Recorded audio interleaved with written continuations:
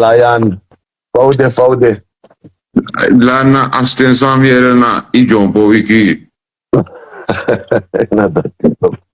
Ik kom net. Lion Fafi, alles mooi. Rustig man, ik kom net live. Iedereen je sting, reken te kom bara man op die Faude.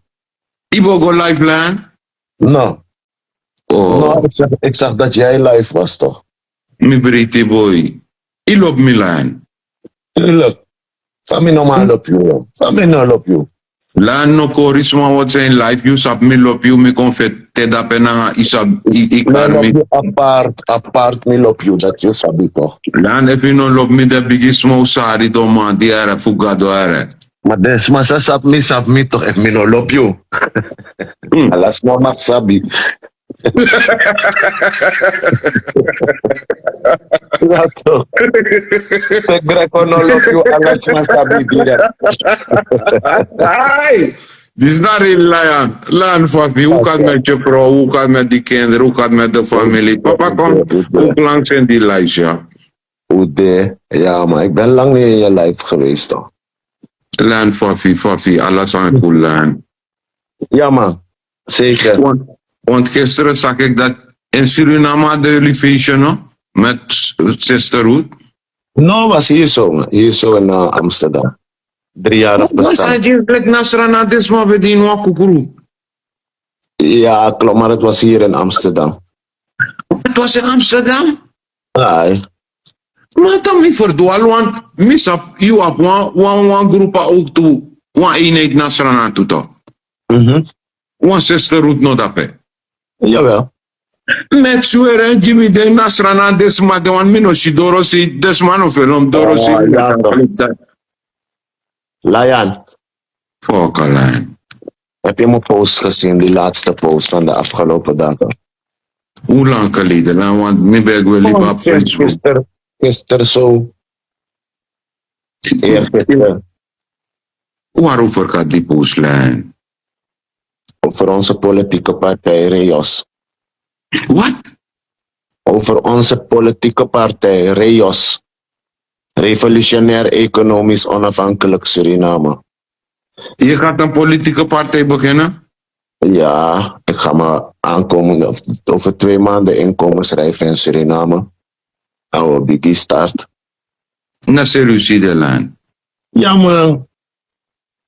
Alles is in kannen en kruiken, want nog in breaking news.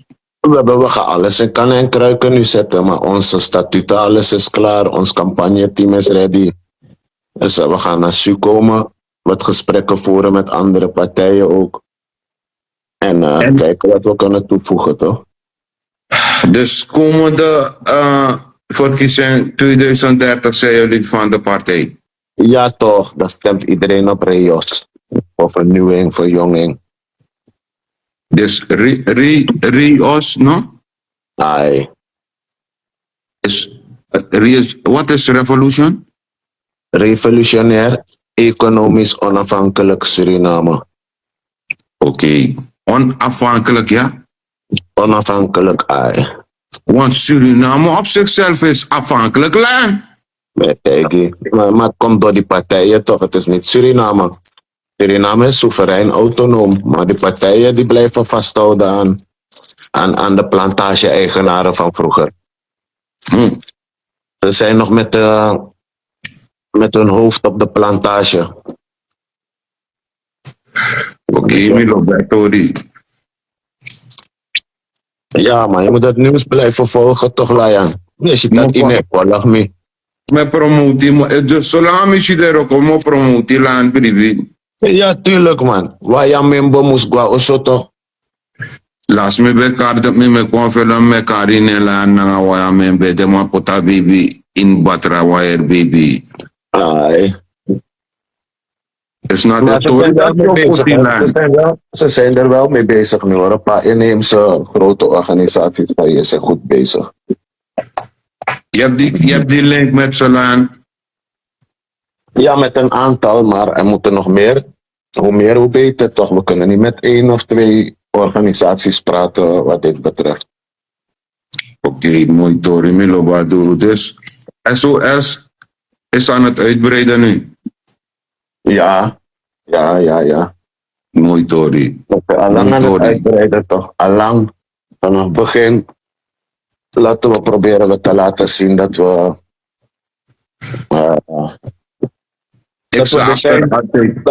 dat we dit zijn waar nodig is, toch? Ik hou van die moed. Ik hou van die move. Ik weet misschien meer dan dat vele mensen weten. Ik weet het gaat om dat heeft met de geest te maken, toch, Lijn? En het woord is de geest is het woord. Het is een movement. Iemand vraagt... En je hebt die movement al aangegeven. Revolutie zit erin. Is vernieuwing, is verandering. Iemand zegt, mag ik reageren op de mensen in je comments, Lion? Je mag, Lion. Maar zijn ze boodschap? Ja, je moet antwoord kunnen geven op ieder, toch? Ik zie geen scheldwoorden, dus... Geen scheldwoorden, ze zijn beschaafd. Je hebt beschaafde kijkers. Chantal zegt, weet deze jongen wat hij doet? Partijen zal je altijd hebben. Heb jij je witte baas ook verlaten? Ja, ik heb nooit voor een witte baas gewerkt, dus ik wel. Ik ben al van die plantage af. Onze broeders ook. Waarom sluit je niet gewoon aan bij de NDP?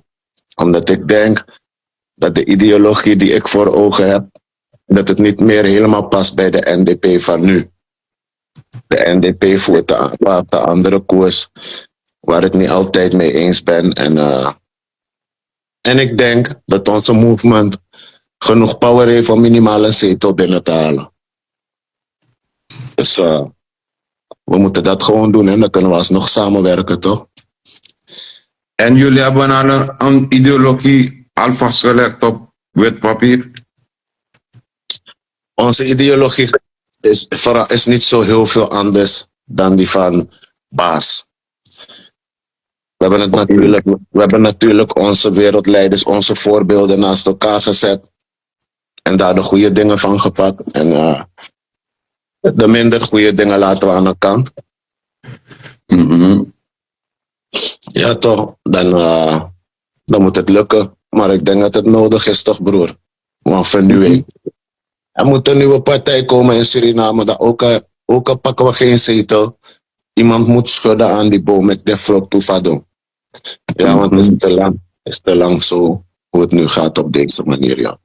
Want weet je waarom ik je ga power ondersteunen? Ik ben NDP. Ik blijf NDP, maar in mijn achterhoofd wil ik ook een partij beginnen. Ik had het al voor de verkiezing bekendgemaakt, toch? Geloof ook wel in dit, toch? Dus ik ben blij met die stap van SOS.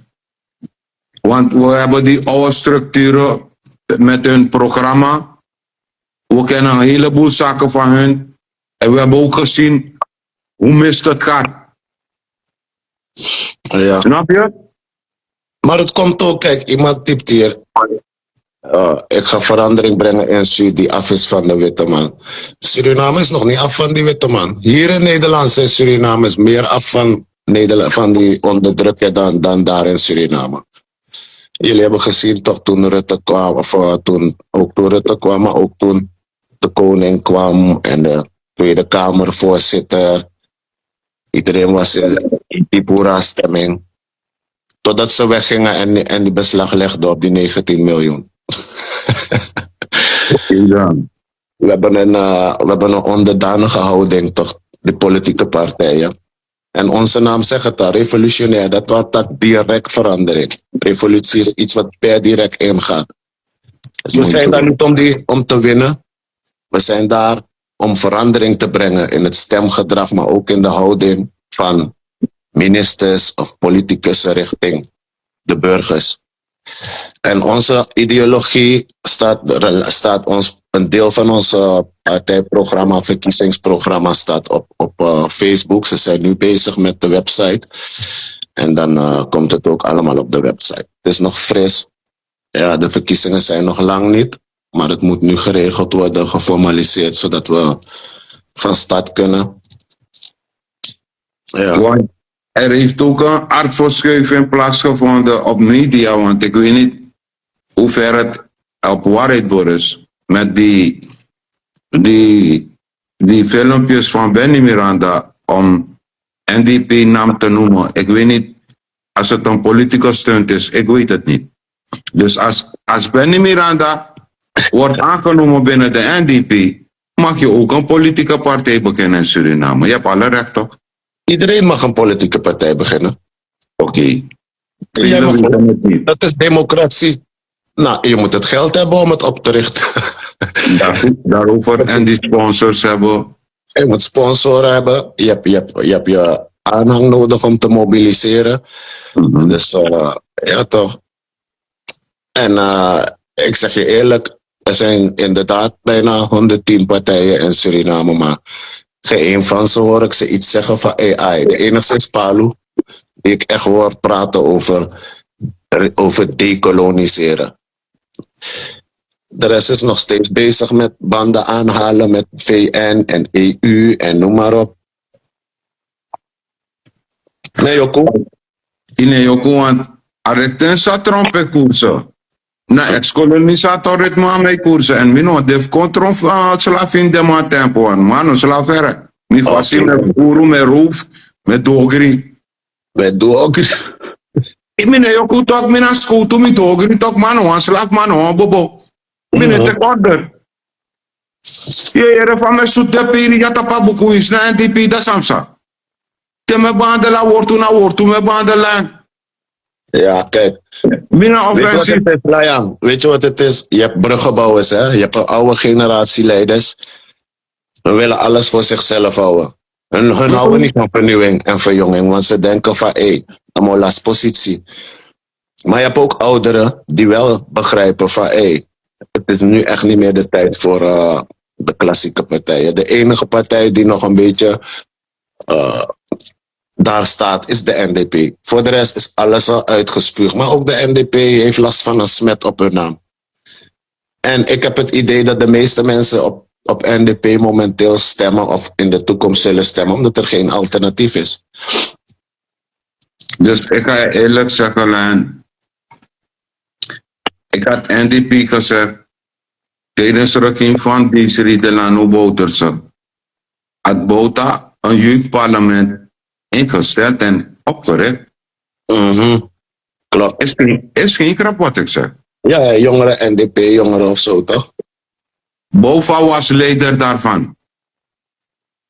Klopt. Van het parlement, het was Bova.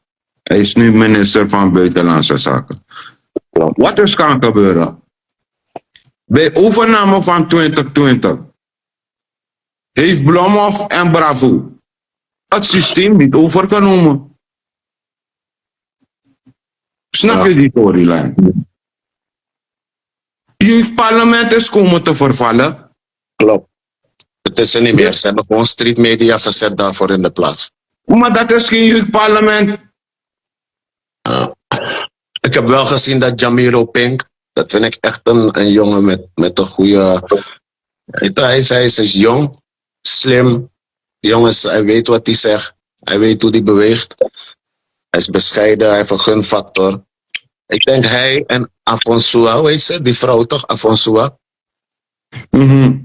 Alleen die twee, nu op dit moment qua jongeren binnen de partij, die zie ik echt als toekomstige leiders, gewoon echt. Dan moet je die mensen zoeken met hun toch? Nee, ze zijn bij NDP toch, ze kunnen daar blijven toch?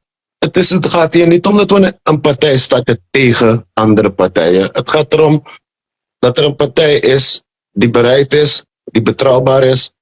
Tegen die tijd hebben wij al een track record als organisatie van 8 jaar, denk ik, dat we dan bestaan. 8 jaar, ja. Dus we hebben het volk dan ook wel een beetje laten zien. Niet als andere partijen van, die is ontevreden, die en die komen samen starten en een partij gaan tegen de rest. En er moet een partij zijn die ervoor blijft staan dat overal waar Surinamers zich bevinden, in de hele wereld, om die Surinamers te bereiken en te betrekken, mee te laten helpen denken en doen. Want dan denk je van, ja maar je bent in Nederland, ja maar Dat moet afgelopen zijn, want zonder de diaspora was er al lang oorlog in Suriname in die tijd van Jan. En het zou nu nog steeds Papa worden. no in karamane in tak blomo. Amase ka dede. Dede mane une karin like. Blomo van mane. Blom, Amase karsonet. A ex-president. A dede. Mine karamane. Ama dede ma mine bari. Mine kar dede. in ieder geval van hem. Blomo. Ah, ja. Hoe je hem wil noemen, hoe je hem maar wil benoemen. Maar je weet wie ik bedoel, toch? Mhm. Dat soort mensen, broer, is klaar, toch? Je ziet wat nature nu doet, toch? No play. We hebben het altijd gezegd. Wij hebben het gezegd. Het is spiritual warfare. Anderen gaan ermee te koop lopen. Maar maakt niet uit. Het blijft diezelfde strijd. Alleen, er moet nu wel een alternatief komen. En er zullen ouderen zijn die op dit moment zeggen van nee, abuso, libenzo. Zij denken niet aan de kinderen. Zij denken niet aan hun kinderen. Want als ik naar Suriname kijk vanaf hier.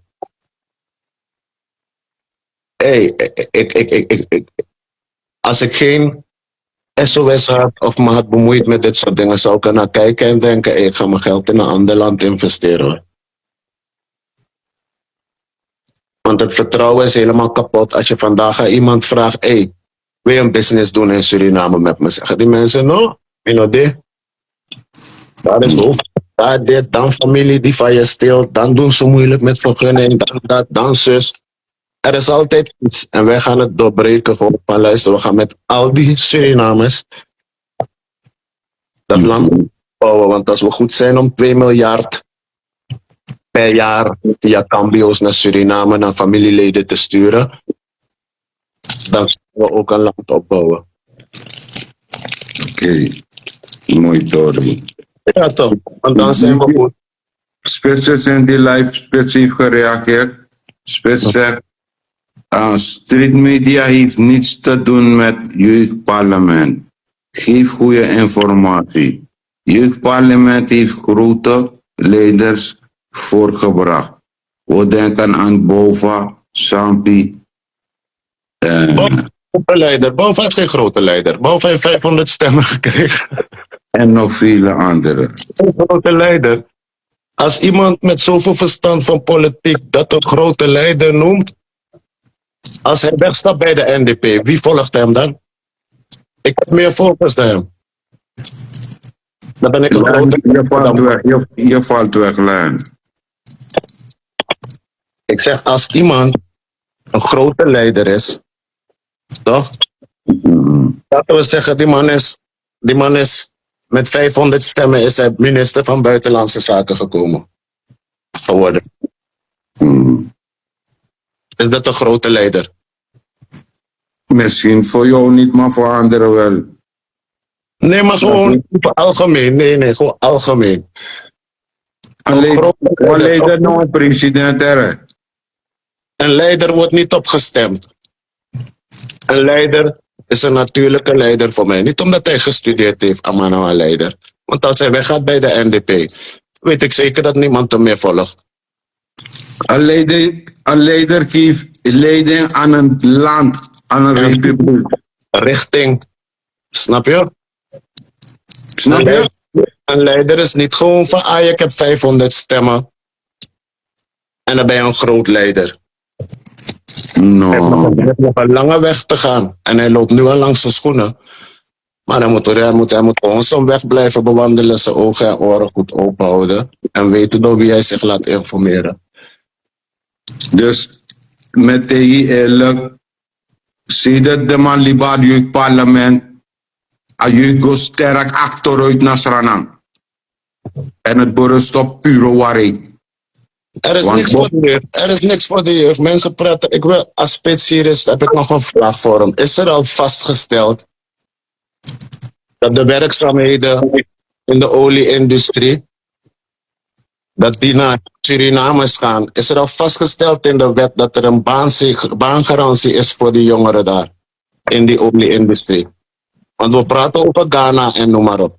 Maar we praten niet over Suriname zelf het opleidingsniveau naar niveau 4 te krikken. Of niveau 3, 4. Want niveau 2 is het hoogste wat je Suriname kan halen. En daarmee kan je niet op de olieplatformen werken. Je moet via internationale standaarden en zo, et cetera. Begrijp je? Dus wanneer we over jongeren praten, bij mij gaat direct... Olie-industrie is een grote perspectief voor de Surinaamse jongeren. Maar er is tot nu toe niet eens een wetvoorstel geweest erover. Maar ik heb ook een vraag voor Spits en de gemeenschap van Suriname. De meeste jongeren zijn vertrokken vanuit Suriname richting Nederland, buitenland, toch? Voor een beter bestand, toch? We zijn letterlijk gevlucht uit het land. Ik ben ook gevlucht. Ik ben niet alleen. Maar nu komt er een ommekeer in de wereld. Net wat je aanhangt. Gaan het die kinderen van de ex-kolonisators onze posten daar bezetten in Suriname? Of zijn het die Surinaamse kinderen hier die alle know-how en alle brain hebben om dat terug te geven aan Suriname? Worden ze geaccepteerd? Worden ze teruggetrokken naar Suriname? Want ik zie de meeste blanke mensen daar vertoeven in Suriname nu. Ik zie die dingen toch, ik zie die beelden op Facebook. Maar Biggie zit worden nu teruggetrokken? Wat voor invloed hebben ze om die kinderen terug te trekken naar Suriname? Om te genieten van hun rijkdom. Want dat Afrika zelfs is ermee bezig om iedereen uit de diaspora terug naar Afrika te roepen. Maar ik zie Suriname het nog niet doen. Dat hele ding met dubbele paspoorten, precies hetzelfde probleem. Kijk die voetballers. Het is niet goed geregeld. Dan praten we over jongeren. Die jongeren moesten zelf hun trainingspakken kopen. Ze moesten zelf vliegtickets betalen. En nu krijgen ze hun paspoort niet eens meer terug. Want Atorine zit boom. We praten over jongeren. Jongeren worden bang. Die jongeren gaan bang zijn om voor Suriname te moeten kiezen om te voetballen. Want die dingen zijn niet goed geregeld. Spits zegt 120 jongeren gaan naar Ghana voor oil and gas. Maar ze krijgen ik heb het over Suriname. Broeder, ze worden opgeleid daar. Maar de papieren die ze daar halen, ze kunnen daar niet mee de werkzaamheden op de olieboorplatform zelf verrichten. Dat kan niet. Dat kan niet. Voor laswerkzaamheden, ja, voor onderwaterlaswerkzaamheden, voor het technische gedeelte, ja, heb je niveau 4 nodig. En Suriname heeft geen niveau 4. En daarnaast moet de licentie in Amerika afgegeven worden. Gaat Suriname die 120 leerlingen ook naar Amerika sturen om examen daar te doen. Zodat ze hun licentie krijgen. Want anders had het een vliegreis. Bouta was al bezig met Ghana, visumvrij, noem maar op. Maar dat ging niet om olie. Het ging gewoon om het herinneren van ons, van de Surinamers, de Afro-community. Dat ze weer terug konden gaan kijken naar hun roots daar en noem maar op. Het ging niet om olie. Dat is nu gekomen erbij. En natuurlijk ziet Afrika er geld in. Ja, is ook normaal. En liever Afrika dan Europa. Maar ik vraag me af, is de olie-industrie klaar ervoor? En de staat Suriname om de jongeren een baangarantie te geven. Van als je klaar bent, kun je bij ons aan het werk, ga je euro's verdienen. Of SRD's of whatever. Maar, Len, dat moet vastgelegd worden in de wet. En dat is er niet. Het moet vastgelegd worden in de grondwet van Suriname. En dat is er niet. En al die mooie praatjes van dit, dat, tuurlijk. Wanneer bepaalde mensen live gaan en die dingen spreken, zijn er een hoop Surinamers van ons van, oh, Amasabi. Maar je moet kijken. Je moet een onderzoek doen. Niet luisteren omdat Amana een jurist of Amana DC of Amana dat, Amambesa DC. Kijken, onderzoek doen. Want de waarheid is daar. Suriname is niet er is niks geregeld voor jongeren. Laten we hem vragen. Hij is dichtbij. Spitsscherpschutter. Wat? Concreet gewoon. Wat heeft de regering klaar liggen voor de jongeren van Suriname? Want op dit moment studeren er maar 20 mensen af op 3 technische vakgebieden. In heel Suriname. Op niveau 2. maar 20 mensen op 3 vakgebieden. Dat is bijna 6 of 7 per leervak. Op niveau 2, hè. Weet je wat voor probleem dat is? Er moet op jaarlijkse basis bijna 7.000-8.000 mensen op zo'n boorplatform werken. Weet je hoeveel jongeren, Surinaamse jongeren, gelden kunnen binnen gaan halen daar. En als ze het hebben verdiend, het zijn Surinamers, dan gaan ze het uitgeven in Suriname. Het geld moet in Suriname blijven circuleren. Want het is leuk dat mensen komen en naar Ghana gaan, maar als je hier je geld komt verdienen en je brengt het weer naar andere landen, want je krijgt een uitstroom. Mensen die hier gaan verdienen, ze pakken hun geld, ze zetten hun basiszender, maar die mensen gaan niet in Suriname blijven wonen, ze gaan naar een ander land. Leon, ik ga dieper de materie in. Ik ben blij met deze live. Spits reageert achter de schermen. Daar heb ik ook een vraag voor Spits. En ook een vraag voor jou, Leon. Diep nadenken, alsjeblieft. Ik heb 1 vraag. De capaciteit van die stuwmeer, dat energie levert, toch? Is dat capaciteit van die stuwmeer voldoende om die olieboringen te gaan doen wat ze gepland hebben? Dat is de vraag aan Spits en heel Suriname die wil reageren. Leon, geef me een concreet antwoord. Alsjeblieft. En denk aan Europa met zo'n windmolens.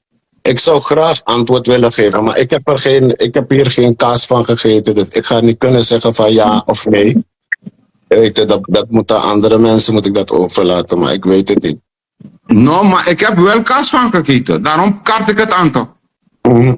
Ik ben benieuwd. Oké, ik ga je een simpel voorbeeld geven. Eens heb ik gezegd op Facebook.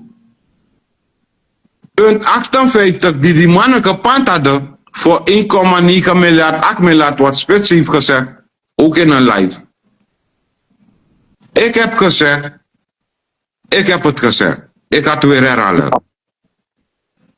Die mannen waren bezig grote olieboringen te doen, te verrichten daar in Suriname. Weet je hoe ik dat kan bevestigen? Plan bij de nou. Ja, mijn hartje. Weet je hoe ik dat kan bevestigen, dat ze bezig waren olieboringen te doen? Suriname heeft grote overstroming gekend in de afgelopen 5 jaar. Weet je dat nog? Ja. Ja, ik luister toch. Laat de regering mij komen uitleggen, laat Spits me uitleggen hoe die overstroming heeft plaatsgevonden. Want wat die gasten hebben neergezet met Blomhoff aan woorden op papier, ik geloof er niets van. Dus daarom stel ik de vraag, hoe gaat men die energie aan die energie komen? Hoe gaan ze het opbouwen? Broeder, als je het mij vraagt, gewoon qua logica van wat ik heb gezien, want nogmaals, ik heb geen kaas van gegeten, maar als ik je moet zeggen dat niks echt is voorbereid, behalve nu wat duidelijk is dat Suriname 6,25% krijgt van de winst. Dus niet van de totale omzet, maar van de winst die overblijft, de leftovers. En die gelden, die kunnen in contanten betaald worden. Dat is wel vastgelegd. Maar al die andere dingen, zoals opleiding, technisch, hoe, wat, weet ik veel wat. Ik weet niet, broer. De vraag is, aan welke bedrijven wordt het uitbesteed? Niet aan Surinaamse bedrijven. En dat hadden we al lang kunnen regelen. Als er een regering zat die iets verder keek, hadden we dit soort dingen door Surinaamse bedrijven, door Surinaamse lastmaatschappijen, etc. kunnen laten doen. Want qua materialen hadden we 5 jaar geleden, want we wisten er is olie, hadden we 5 jaar geleden al een kleine fabriek kunnen starten. Om aluminium weer te gaan produceren. Want we hebben straks aluminium nodig. We zijn zo gek dat we straks in Suriname, als Surinamers, allerlei dingen gaan kopen in het buitenland. Terwijl we hebben aluminium en dingen om machines te maken, om bepaalde onderdelen voor machines te maken. Die heb je al in Suriname. Daar had Suriname nu al voordeel eraan. We hadden al school kunnen opbouwen. Ja, waarin jongeren opgeleid kunnen worden voor niveau 3, 4. Is er ook niet. Als je dat nu gaat doen en in 2028 komt olie vrij, hebben ze gezegd toch? Wie gaat dat geld verdienen dan? Want Suriname is niet ready. Dus wie gaat het werk doen en wie gaat het geld verdienen?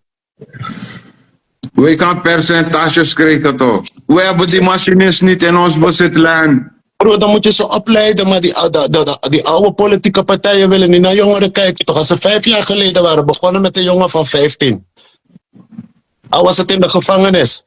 Dan had je nu al een jongen van 20 die ready is om dat werk te doen. 5 jaar later. Maar er is geen plan. Er zijn ideeën, maar een idee is geen plan.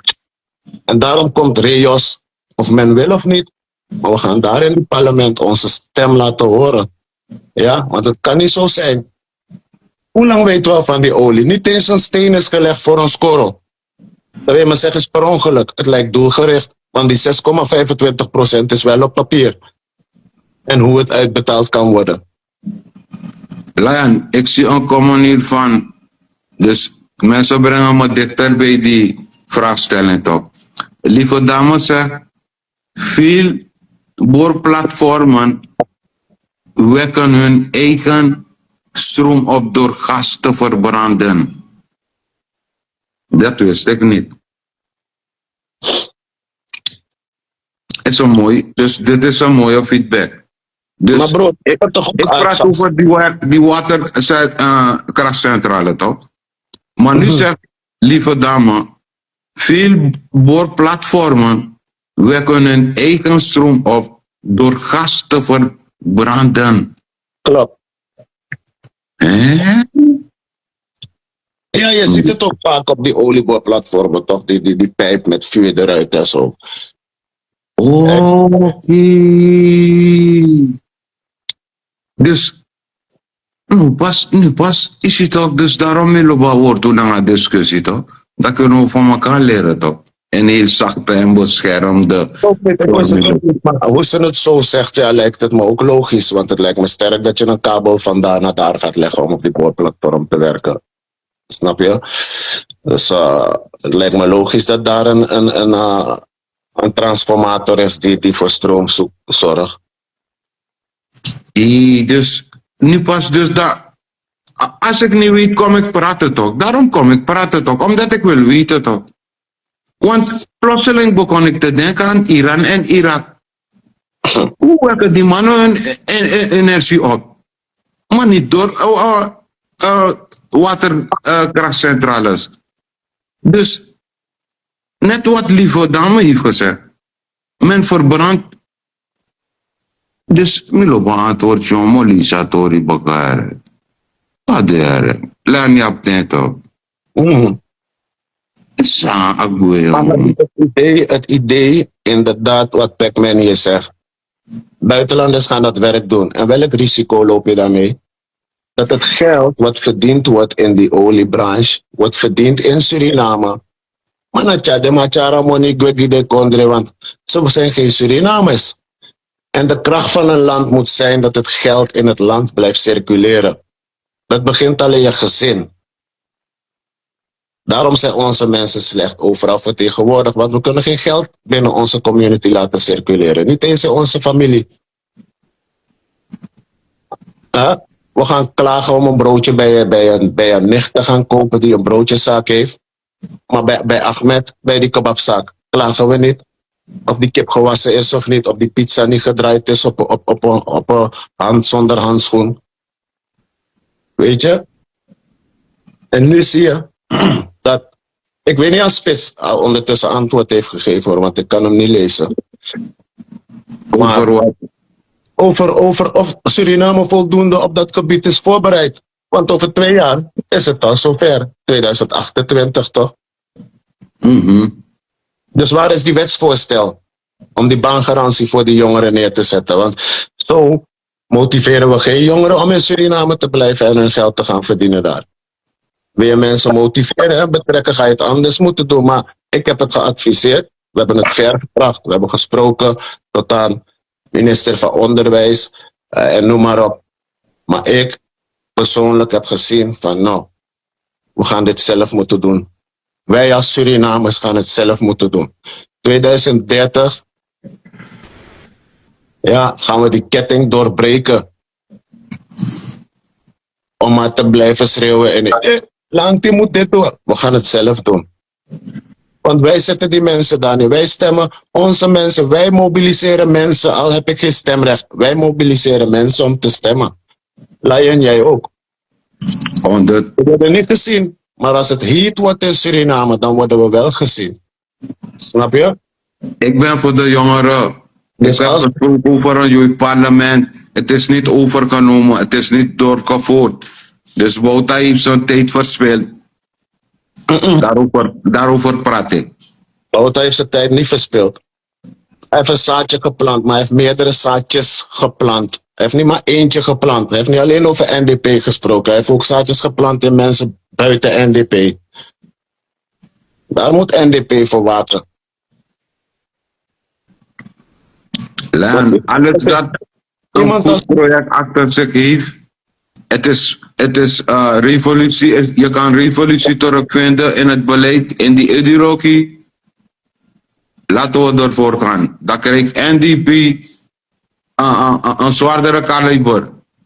Want we kennen NPS, we kennen VAP, we kennen ABOP, we kennen Prochalawur, we kennen A20 en we kennen BEP. We kennen iets nieuws niet. Snap je? Ja. Want ik kom met geloof op bij liefde, want het is al beloofd. Maar we wachten gewoon de tijden af toch. Ik ben NDP'er, ik blijf bij NDP. Ik volg de zaken, ik blijf ondersteunen.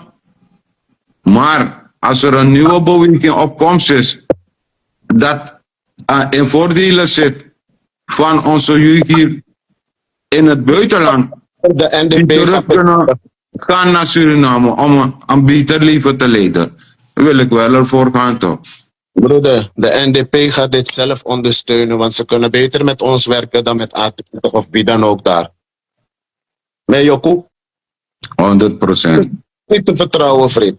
Ik ben nog te vertrouwen, ik ben transparant. Of je Jokoe aan Sangim of je liegt voor het volk, mopurengi. Snap je? Je mag zijn wie je wil. Wij zijn nog te vertrouwen. Wij zeggen de dingen die moesten zijn. Wij zijn nooit overgestapt naar een andere partij, like dit trouwens. Dit trouwens, dit mij jompo voor partij na partij na partij na partij. Weer om een soort kleur. We hebben dat niet gedaan. Je stuk je eigen ding. Ja toch? 100 broer, we moeten. We moeten. We moeten Ja, af- no man, soort vinger nee tapu, no man, taki taki. Je bent van NDP naar ABOP gegaan, naar VAP, nee. Je Mensen bent je hebben- eigen ding begonnen. Ik heb bijdrage geleverd. Ik heb me nooit meer weer een paas shirt of whatever. Die broeders van me wel. Maar er waren ook broeders die ABOP waren. Wij zijn een brotherhood. Wij kijken niet naar politieke kleur. We hebben alles samen gedaan in het belang van Suriname. Ja, dus als politiek, broer, al die politieke partijen bijna, broer. Echt, als je nu een petitie probeert bij mensen te maken van oké, dit zijn de partijen. Wat vind je er nu van? En wie gaat het doen? Dan zie je niet dat mensen meer volhardig zeggen van die gaat het doen. Die gaat het doen. Het is, ja, want er is niets beters. Ja, maar op wie moet ik dan stemmen? Er is niemand anders. Er moet een nieuwe inkomen, ja. Er moeten nieuwe partijen komen. En niet een nieuwe partij met oude mensen erin van vroeger die het bij andere partijen hebben verpest. Of die boos waren omdat ze geen positie kregen. Nee, een transparante partij, jong, maar ook bruggenbouwend richting de ouderen. Maar, Ja. Lion, ik heb nog een aspect. Gaat jouw politieke partij in staat zijn om de nest te breken van oppositie en coalitie? Want deze huidige regering, ze luisteren niet naar mij. Ze luisteren niet waarover ik het heb. Ze kennen de essentie niet in het woord. Oppositie en coalitie is strijd voeren in het woord. En het brengt breuk en pek voor die arme volk. Dus mijn vraag aan u, is uw partij bereid om die doorbraak te brengen, om dat gedoe tussen oppositie en coalitie helemaal tot één Suriname te brengen? Ja, Dat toch, is want de vraag. de ene partij, we hebben geen reden tot uitsluiting. Wij staan daar sowieso niet voor. Mensen kennen onze visie daarin. En buiten dat, Layan, ik weet niet als je nog kan herinneren, 4, 5 jaar geleden waren we ooit in een live. En toen hadden we het erover, toen zei ik van, Layan, het begint bij simpele dingen. Bijvoorbeeld de herinrichting van het DNA, van het DNA. Waarom zit de oppositie tegenover de coalitie, terwijl in alle andere landen mensen in een ronde, in een cirkel zitten? Ik weet het nog, Lijn. Het nog? Dat wil ik gaan doen, bro. Dat zijn kleine dingetjes. Bro, ik hoef geen president daarvoor te zijn. Maar ik kan mensen triggeren binnen het parlement om er rekening mee te houden dat het belangrijk is. Ja, want als iemand erover praat, een Bouva, groot leider, als hij goed nadenkt, weet hij hoeveel bijdragers de mensen van Nederland en de diaspora hebben geleverd om Chan weg te halen en de NDP te zetten. Hey, that man, Blomhoff. Sta niet op, laat me even mijn punt maken, toch? Op het moment dat hij na een vergadering door een journalist werd gevraagd van wat vind je van de petitie tegen de komst van de koning, deed hij die vraag af met, ik vind ze grappig, want ze wonen in Nederland en ze willen hier komen bemoeien. Dan ben je voor mij geen groot leider meer. Dan ik de Bouta terug zou roepen van, kom even horen. Is je gooit je raam in. Want waar was je mond toen lawaai gemaakt moest worden? Niemand in het DNA heeft gesproken. Iedereen zat stil. De enige die zijn mond heeft echt open heeft getrokken was Abu Jones. Len. Spesere aker jama. Oda den netjes me begi, lespeki. Ik kan het niet. Ja? Kijk, ik spits en ik zijn sowieso niet op één level qua denken. Want ik heb mijn visie, hij heeft zijn visie. Maar luister, Len. Younes den komen toch, mensen den komen. Moria Kerby. Hier rustig, hier beschaafd, want de president van het republiek is ook in die live. Hou rekening mee.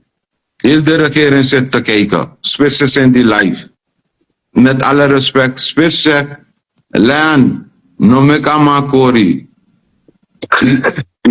Hij kan geen politieke partij oprichten. De grondwet geeft hem de ruimte niet. Heb je gehoord? Waarom niet? Als ik Surinamer ben op papier, ja, kan niemand mij daarvan onthouden. Waarom kan Brunswijk het wel? Dan staat hij op Interpol-lijst. Greg is schoon. Maar ben je in het bezit van een Surinaams paspoort, Greg? Schone handen. Ja? Ik heb schone handen. Nee, maar ik stel je een vraag concreet. Heb je een Surinaams paspoort bij je? Nee. Maar dat heb ik in... Dat heb ik begrepen, toch? Hoe kan je zeggen dat je Surinamer bent? Je moet ingeschreven zijn in het Surinaams register, bevolkingsregister. Ik heb je net gezegd in die live. Die mensen die hier langer zitten, die weten het. Ik heb gezegd, ik ga dit jaar nog naar Suriname om een inschrijving te regelen daar. Oh! Oké, daar is mijn live. Dat waren mijn eerste woorden voordat ik heb aangegeven dat we een politieke partij aan het oprichten zijn daar. Ik wil nou horen wat Spits gaat reageren op dat. En Jas Mijnals, die zal ons daarin goed begeleiden. Hij kent de wetten. Hij heeft ooit wetten geschreven, toch? Ben je goed bevriend met Jas Mijnals? Zeker weten. Jas Mijnals, we hebben Jas Mijnals is van Suriname opgegroeid met mijn vader. Iedereen, Lucien Carmen. We hebben een echte geschiedenis, niet gewoon zo. Len, maar dit is even een sideline. No een love story, maar no een serieuze story. Je kent Jas Mijnals? Zeker. Oké. Zijn familie. Hij heeft een politieke partij, weet je dat? Nee, hij had A20 toch? Volgens mij zat hij daarbij, toch? No, hij heeft een politieke partij. Oh, zou kunnen, dat weet ik. Luister. Afgelopen 5 jaar is Bouta niet meer te vinden. Niemand weet waar hij is. Hij leeft nog. Toch? Voor die Lion. Heeft Chasmeinas gezegd, tijdens verkiezingscampagne, heeft gezegd, Bouta is niet dood. Als je goed contact hebt met Chasmeinas, stel hem de vraag, alsjeblieft met respect. Vraag hem, als het op waarheid berust, dat hij eens op Facebook in een gesprek is geweest om aan te geven dat Bouta niet dood is, want er is geen anatopatholoog rapport. Als ik Jok, Spits is hier in die live. Laat Spits zeggen dat ik onwaardig ben aan het verkondigen. In verband met Chasmeinas die je genoemd hebt. Ik ga hem vragen. Op het moment is hij is aan het herstellen. Ja, want hij is of nog in Colombia of hij is net terug voor een operatie geweest voor zijn gezondheid. Maar als ik hem spreek, ga ik hem vragen. Oké, maar Spits reageert weer hier. Inschrijven in onze bevolkingsregister betekent nog niet dat je Surinamer wordt. Ha!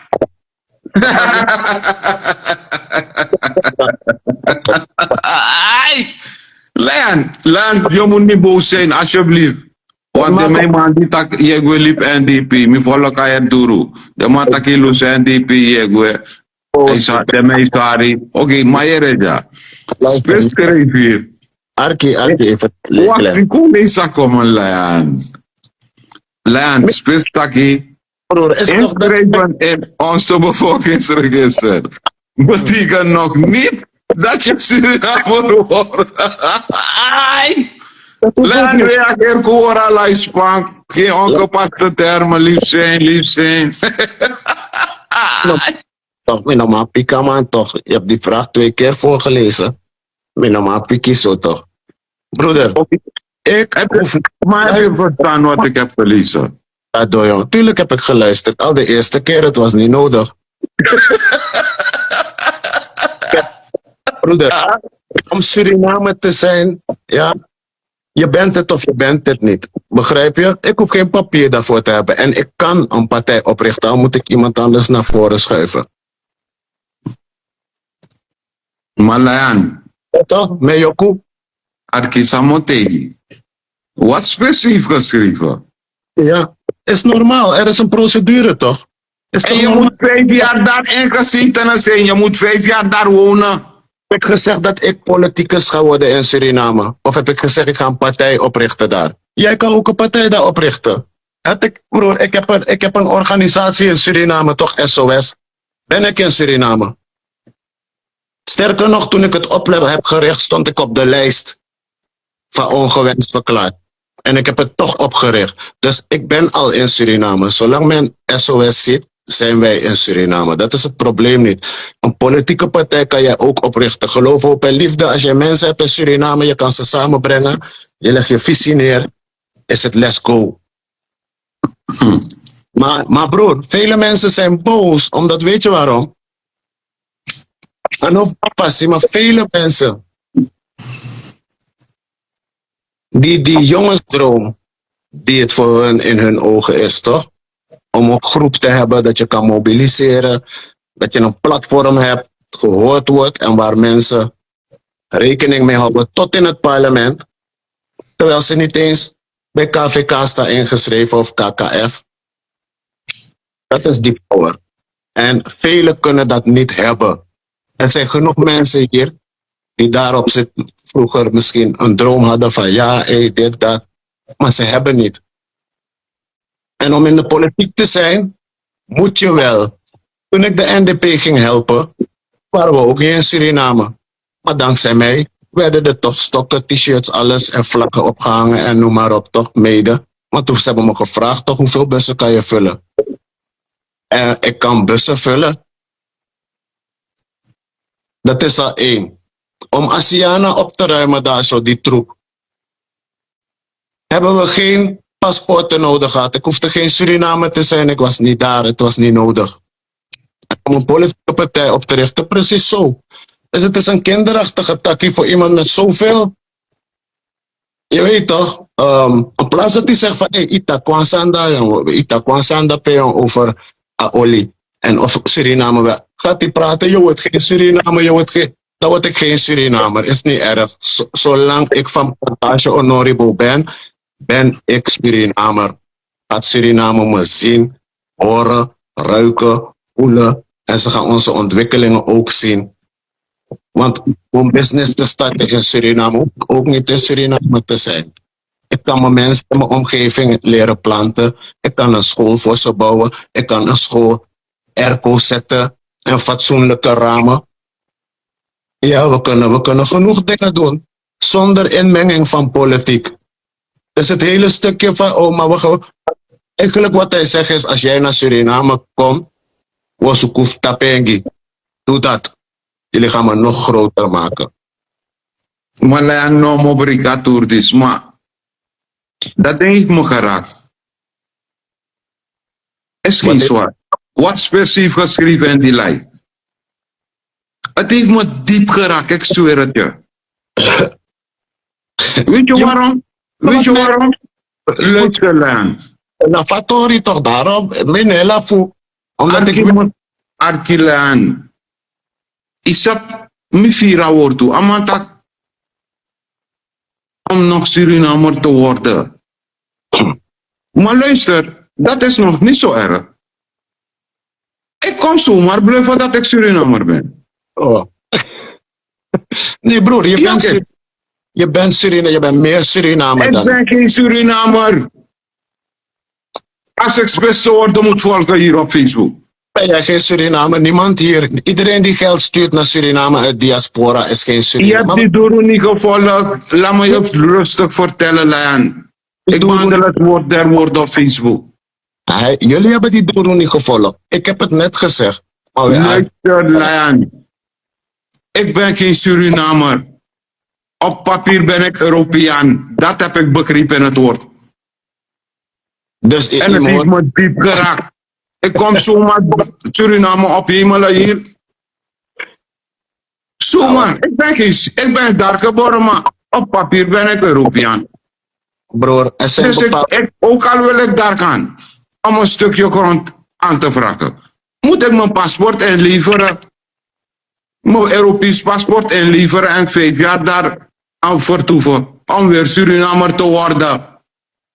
Ik heb mijn grond daar. Op mijn naam. Vraag aan hem of hij heeft. Broer, ik wil niet eens... Broer, kijk, er zijn bepaalde mensen die... No, maar volg morgen. No. Broer, want wie is hij om te vertellen wie Surinamer is? Over een paar jaar is hij er zelf niet eens meer. Ama oru. Na de man die zie je na nabaka. Na de soort man die zie. Ik praat wel straight. Daarom volg ik hem niet, broer. Daarom is hij blok bij mij. Mino, hier aan voor de malik. Dan ga ik liever naar Sibrano luisteren. Ja, dan ga ik liever naar Sibrano. Maar het is nou alleen verdelen en heers, broer. Dit, zo. Bemoeien. Play wel los, is my life. We hebben een andere denkie. Ik hier. Deze man de diaspora betrekken om te investeren in Suriname. We doen het al. 20 miljard. Nee, 2 miljard op jaarbasis. Wie van zijn vrienden doet dat? Jelaan, Olibaduru, want dat. No, ik zou zeggen, omdat. Aduru moeilijk toch, Aduru diepi toch, want na live voet daar. Maar hij ziet toch, hij ziet de comments toch? Hij gooit zijn eigen. En broer, dit noemt zichzelf Intel. Dit noemt zichzelf Intel. Hey, mensen, we hebben meer kracht in ons dan wat deze zogenaamd Surinamer ons laat zien. Om deze dingen moeten mensen uit Nederland, net als Polen, net als Turken, meer in hun land gaan investeren. Ja, we gaan die paspoorten halen, vriend. We gaan die paspoort halen, we hebben recht op. De VN heeft gezegd, slavernij is de ergste misdaad tegen de mensheid. Gewoon lag die minister van Buitenlandse Zaken het weg. Ja, leren Jabakas, no reageer, laten we dat ding fatsoenlijk houden. Laten we dat ding op niveau houden. Want Laan, Arki. Yo de la movie? Dit is nieuws. Ik ga het nu voor je delen, broeder. Oké, dan moet actie spits live ja. Spits mi lobby brada. Greg nam lobby brada. Spits yo de la live disi. Lespeki na sakafasi. Mi bego no lespeki wan. Mi o de la tap. Geloof op en liefde. Na basif geloof op en liefde ja. Air channel. Air groot tapu sabah channel. Dan met de la tap. Social lobby. NDP. Mina kanaal. Dus dan moet ik respectie fassie. Ik vind het dapper van u dat u deelneemt. U heeft een paar injecties geschoten. Er wordt gereageerd. Maar nu vraag ik u met alle respect. Als u deze live wilt delen. Want er zijn geen ongepaste termen gebruikt. Er is geen moeilijke taal gebruikt. We hebben niemand beledigd. We hebben niemand geïrriteerd. Ik ben een moviestar. Ik ga wachten op spitsen komen. Dat is echt speciaal. De waarheid Lion. Surinamer is hij die de Surinaamse nationaliteit bezit. Dat is de waarheid. Dankjewel, spits. Dus jullie hebben die bellen misbruikt in jullie verkiezingscampagne. Om NDP op de troon te zetten. Dat is ook de waarheid, spits. Is puur. Daarom zeg ik je. Niet u alleen. Ik behandel het woord der woorden. Het is puur, is waar. U hebt de waarheid gesproken, spits. Direct, om Surinamer te zijn, moet je het Surinaams nationaliteit bezitten. Ik ben geen Surinamer. Ik ben Belg. In 2013... Dus ik heb geen enkele recht om te praten over Suriname. Ik heb geen enkele recht om Suriname hier op te hemelen in het woord der woorden. Want ik ben een buitenlander. Ik lul gewoon in de ruimte. En dan wordt er gretig misbruik gemaakt van die bellen, de buitenlander. Dat is puur en het is ook waar. Ik dank jullie allemaal in het allerhoogste graad der woorden. Zie maar hoeveel kracht en macht in het woord zit. Als je hem niet uitspreekt, krijg je geen reactie. Die reactie klopt. Spits, dankjewel. NDP, dankjewel. Suriname, ik neem afscheid van jullie. Is puur is waar. Je gaat me niet meer horen praten over Suriname. Het is mijn land niet. Waarom? Mijn land en mijn status is België. Op papier. Lion, waarom? Omdat Spits zo heeft gezegd. Papa, het is het woord. En er zit waarheid in het woord. Het is zo. Maar dat wil niet zeggen dat jij je geen Surinamer hoeft te voelen, broer. We hebben een plicht als nakomelingen. Ik ben klaar met Suriname. Ik ben klaar. Ik ga me bezighouden met België. Luister. Ik ben in dienst van de Europeaan. Ik werk op zijn bodem. Ik vertoef op zijn bodem. Ik heb mijn nationaliteit gegeven. Koning Albert is mijn geestelijke vader. Die heeft me nooit wat gezegd. Ook al wat ik praat over België, nog nooit heeft een Belg me hier geantwoord. Dus ik ga me bij mijn status houden, Suriname. Sorry voor jullie. Het woord is waar en het woord is puur. En het woord doet pijn. Moet ook gezegd zijn. Lach me voor, lach maar pek, man. Laat niet aan te gaan, Mike. No, nee, broer, kijk, ik ga niet overgeven aan dit soort dingen, broer. Want ik wacht alleen totdat dit soort mensen gewoon afstand nemen of hun rust gaan pakken. En dan nemen we het over, broer. Wij zijn de mensen die nieuwe zaadjes en mensen, want wij gaan Suriname wel opbouwen met alle Surinamers op de hele wereld. Je weet toch? Ik ga me niet laten vertellen, oh, weet je wat, dan ga ik niks meer doen. Dus dan moet ik de stekker uit SOS Suriname halen. Nee, maar gaat niet gebeuren. We gaan gewoon door. Maar dit is wel wat hij zegt. Maar dat is hoe hij zegt, hè. En daarom zeg ik, dit noemt zich een intel. Iemand die zo dichtbij is bij, je weet toch. Laan, je moet niet reageren op die body. Op het woord blijven reageren. Die body is gewoon, die valt morgen. Die body valt. Het woord blijft voortleven. Het woord leeft lang. Dat zijn die impulsen. Concentreer je op het woord. Het woord is waar. Ik is concentreer tijd op het woord. Ik geef lezingen. Ik ga naar lezingen. Ik leer mensen in live. Ik ben de hele dag live met mensen in gesprek of in real life in gesprek. Begrijp je? Dus voor mij is dit niks nieuws. Je leert de mens kennen. Maar het is niet de mens. Je leert het woord kennen. Het woord is belangrijk, Laan. De mens is gewoon een instrument. Het wordt bediend door het woord. Ja. Met God aan de ene kant en duivel aan de andere kant. Je hebt links, rechts en die kop is in het midden. Middelweg, middenlinie.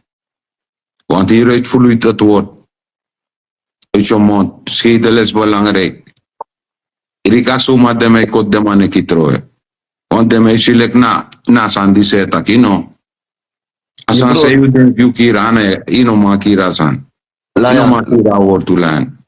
Layan, wil je me zeggen dat je nu, omdat hij dit heeft gezegd, geen Surinamer meer voelt? Ik heb de waarheid gesproken toch. Het woord heeft de kies geraakt. En de ziel. Met zo'n comfort, de obja, de winti, na de je. Na mama woord toe, na afam heb chinja. Na puur, na lala jala. Net zo me kon toe tapa bukunaki. Wie is die fate prati? A woord toe ne play layan. Layan, dat me bij tegen je zo net. Van kijk, je hebt oudere mensen, die willen niet. Want ze hebben voordelen daar. Die generatie, bro. Je hebt ook ouderen met een jonge mindset. Jij hoort daaronder. Je bent niet meer de jongste, maar je hebt je mindset voor de jongere generatie. Je denkt aan kinderen, kinderen, dienstkinderen, hun kinderen. Wij denken niet aan een zaadje planten en die boom gaan we zelf die vruchten van plukken. Maar dit is wel de realiteit met wat je te maken hebt, broer. Maar dit is ook wat nu in Suriname aan de macht is. Dit is de reclamebord, broer. Dit is een van de reclameborden. Daarom heb ik gezegd, Adena Uno, zij die willen opgeven, geven op. Ik raad iedere Surinamer gewoon aan van broeders, zusters.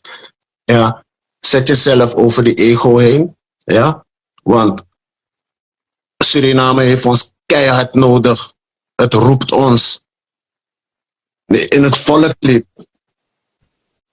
Ja, het roept ons alleen het volkslied hebben we al een plicht naar ons land. We gaan niet kijken naar welk persoon, welk woord zegt. We gaan kijken wat wij kunnen doen om Suriname goed te maken. En als dat moet betekenen, dit soort mensen gewoon negeren en blokkeren, dat blokkeren en negeer ik ze. Daarom kan ik zijn comments niet lezen. Ja toch? Realiteit is je bij Hollander, ja. Op papier.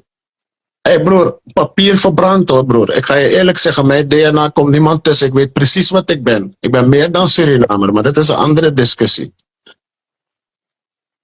Maar mijn plicht richting Suriname is niet meer of minder. En zij weten het. Maar ze zijn bang om mensen als ons in Suriname te hebben. Want dan gaan dingen veranderen. Dan gaan dingen verschuiven. Snap je? Mensen gaan anders denken. En dat willen ze niet. Daarom worden Surinamers dom gehouden. Daarom worden die opleidingsniveaus niet naar 3 en 4 getild. Want daar had ik het over. En gewoon komen mensen met ego dingen. Je wordt geen Nederlander, je wordt geen Surinamer. In plaats dat je die informatie neemt van, inderdaad, we moeten niveau 3 en 4. Je bent politicus. Linka is hier. Ik zit laatst op TikTok met mensen van bijeen. Nederlandse regering mensen. Zitten gewoon in mijn live TikTok zeggen, je hebt wat gezegd, ik ga het opschrijven en meenemen. Dan komt hij hier op Facebook. En gewoon doen. Maar niet reageren op de persoon, in het woord blijven, oh die doer is een moeilijke concentratielijn. Een boodschap brengen alsjeblieft hoe ik het wil, want dat is correct. Toch? Mine kenke ginoansma. De boodschap is hard, maar we moeten hier gewoon over kunnen praten en men moet het beestje bij hun naam noemen. Want dan weten we wat, waar, wie en wie niet. In een spirituele strijd, of welke strijd dan ook, heb je voor- en tegenstanders. Een Turk, ja, en daarom zei ik je, dat hele ding met dubbele paspoorten, maar ik kwam niet bij mijn punt. Ik had het over opleidingsniveaus, dubbele paspoorten, maar mensen lieten me niet bij mijn punt komen. Maar nu is die tijd dan daar, ja. Die dubbele paspoort over die voetballers, ik was toch bezig. Als maar triggerbaar. Als maar vindt dat je gaat dit, je bent niets te zeggen, je doet die, dat die. Maar het ging erom, dat als wij gewoon de Suriname, het ligt aan de regering van Suriname hoor. Want Nederland heeft niets te zeggen over of hun vinden dat Surinamers in Nederland een dubbel paspoort moeten krijgen of niet. Nederland bepaalt voor hun, Suriname bepaalt voor hun. Daarom heeft Marokko dubbele paspoorten. Daarom heeft Turkije dubbele paspoort. Die koning heeft gewoon gezegd, zijn ook onze burgers, klaar. Ze wonen in Nederland, ze hebben een Nederlandse paspoort, maar ze zijn onze burgers. En wie heeft de snelst groeiende economie van Afrika? Marokko. Turkije groeit qua economie. Waarom? Ze doen het met al die Turken, met al die mokros doen ze het. En wij zitten als Surinamers, jij bent geen Nederlander, jij bent geen Surinamer. En dat stukje moeten wij doorbreken bij die mensen. Maar ze breken het zelf, want het is de tijd. Openbaring. Toch? Dus alles komt aan het licht. Vooral wanneer mensen met een goede mindset bij elkaar komen, een goede intentie, een goede spirit. Dan komen energieën vrij. En dan vallen die gezichten, die maskers vanzelf. En dat is net gebeurd. Ik schrik daar niet meer van. Want dat is hoe die voorouders ons geleerd hebben. Het enige wat wij moeten doen om Tara Lobby qua visie, we moeten niet meer naar te gaan kijken van maar hij heeft dat. Ik heb hem achter mij gelaten. Anderen ook. Die me tegenwerken, ik laat je achter me. Die mensen met wie ik nu nog praat, als Lion, is niet sinds nu. Hij weet van waar hij me kent. Hij weet waar hij me heeft leren kennen. Hij weet dat ik hem vanaf dag 1 altijd Sangrani heb gegeven. En als ik in de buurt ben, met Bellaman voor Goluking. Dat is echt. Ja. Laat hoor ik een mondleson van even. Wordt toe belangrijk toch. Jim pardon. Laan. Ik stel één vraag. Suriname is in een oorlogssituatie. Nederland zegt, ik kom evacueren. Evacueren. Alle Nederlanders, hij is in Suriname. Hij zegt, ik ga niet. Ik ben van Surinaamse komaf met een Nederlandse paspoort. Wat zullen de Nederlanders commando's doen? Ze bonken je gewoon het vliegtuig in. Laat niet komen. Ik heb het niet goed kunnen. Ik ga het even terugzoeken, man. Kan je volgen? Nee, man. Moet ik hem weer lezen? Ja, graag. Oké. Een spits zegt, Leon, ik stel één vraag. Suriname is in een oorlogssituatie. Nederland zegt, ik kom evacueren, alle Nederlanders. Hij is in Suriname. Hij zegt, ik ga niet. Ik ben van Surinaamse afkomst. Met een Nederlandse paspoort. Wat zullen de Nederlanders commando's doen? Ze bonken je gewoon het vliegtuig in. Honderd. Dus jammer pleti. Ja. Oké, dat is in een dismilobby toch? Daarom let niet op de persoon leiden. Als je op de persoon let, dat wil zeggen, je gaat het woord voorbij gaan. Nee, maar het woord komt, broer. Kijk, je moet wel weten dat het woord gezicht draagt, broer. Met verschillende gezichten soms, broer. En wij praten soms zo diep. Als wij samen bellen, begrijp ik precies waar je zit. Maar we moeten ons mensen in lives moeten ons ook goed kunnen begrijpen. In een korte live moeten ze al weten van, oké, die snapt Boskop of hij in live. Maar Timmy Arkio live. Ik ga niet kijken naar die grappen die je maakt. Ik laag, tuurlijk. Maar de boodschap daarachter. Snap je? Maar mensen denken, broer, is maar ik het aan kikwet kyotek jaso tapatapa buku. Gewoon wat? We komen een boodschap delen, vriend. Snap je? En play nou Libija. Nou Libi, we play. Asan Gerski. Eenmaal 24 uur mawanya de Sanpuru. Hier die katskepi. Daarom. Ik heb me na de nek ik doe een lijf van mij temeri lijn jongen, maar me begi jongen. Je bombardement, je tapa buku maar dus maar op volle kadoro er. Dan lekker man, Elisha Bijbel gamma, met roko ja woord toe voor toe toch. Ik heb mijn live gezegd in een interview in Palmatuin met Gerard Harderwijk gezegd. Hij zei, maar je bent gewoon hier, heeft de mama tikkie gewoon. Ik zeg, broer, even nadati dan nadati. Oh, dat. Zodra je dingen praat die de mensen niet mogen weten, dan word je het doelwit. Target. Target, broer. En target van je eigen blootklad mensen, man, broer. Kijk hier. Kijk iets hier, broer. Nou, woord toe layan. Ik weet het. Abodina instrument, aboskopum waka. Broer, Wat ik aboskopum no waka, unoma verfijn. Met eergroot tapusap oversa. Weet je wie? Je volgt toch? Daarom. Maar ja, weet je wat het mooie is? Mother Nature, nee, weer pyjama. Isabi toch? Dus dat is wat nu gebeurt toch? Vriend, einde tijdperk. De hele wereld ziet het toch? Time for something nieuws. Ja, time for something new. Ja, en wij gaan het brengen. Met de mensen die gelijk gestemd zijn. We gaan niet, ik laat me niet afdwalen door zo iemand. Wat moet ik nu zeggen? Oh, die politieke partij gaat niet door. Wil je me tegenwerken? Je zou juist blij moeten zijn dat mensen als ons met onze expertises, onze kennis van Europa uit, die we hebben opgedaan hier, naar Suriname willen gaan om daar op te bouwen. Maar het zijn die mensen die je tegenhouden. Maar je moet sterk zijn, man, broer, om gewoon door te zetten. Je weet toch? Ik ga doorzetten voor België. Ik heb Belgisch paspoort. Jella. Is pure Zwarland. Is puur. Die Surinamer kan me vragen waar mijn paspoort is. Broer, Die gaat het niet opnemen voor mij. broer, Die gaat het voor de haaien gooien. Wat denk je? Is mop. maar snap je wanneer soms wanneer een kickboxer een klap krijgt of een bokser in de Ik ring? begrijp elke body. Het woord volk ik dat uit die body vloeit. Die body interesseert me niet. Ik heb die body zien vallen toch. Wat zijn er nog? Laten we het woord dankbaar zijn met zo'n goede. Dat we een live kunnen shooten. Levend is live, real is real. Ik ben klaar met Suriname. Specifiek duidelijke taal hier aangegeven is rek en wet. Suma na spits. Speciaal juridisch, maar sorry, aan mij klaar hier. Tama sorry, midja, mik bang asrana. Mik bang NDP na VAP, aan Abob, aan Penda Walima, Pocharo, A20 aan Abeb. Youth Refego, mino de.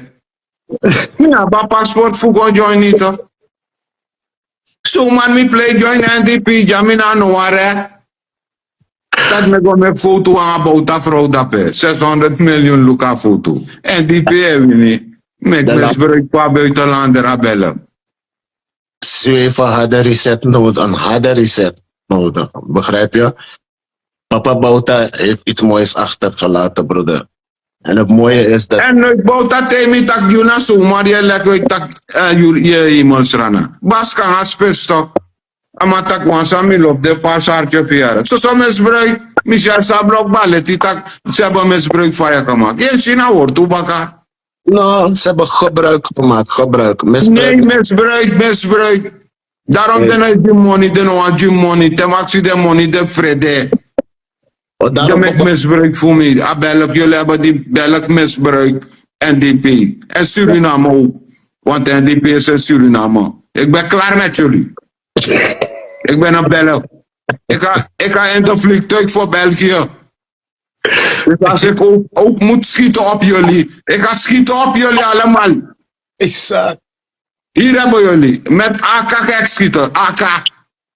Exact. De boel in de lucht laten gaan. Jullie hebben me kies voor de gek gehouden, jong. Wat gebeurt met jullie? Met juridische dingen willen jullie komen. Met papier. Ik ga op jullie schieten. Ik ben Belg. Ik durf. Wacht. Ik heb alles. Ik heb geen papier. Hey.